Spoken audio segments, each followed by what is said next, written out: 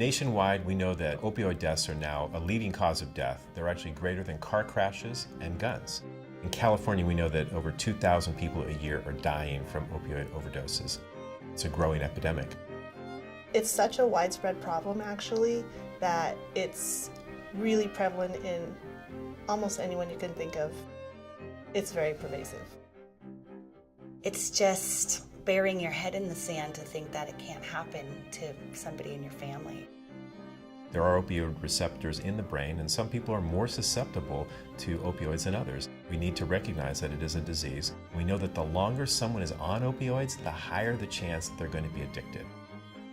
We used to think that very few people became dependent. I was trained 15 or 20 years ago. Less than 1% of people become addicted to these medications.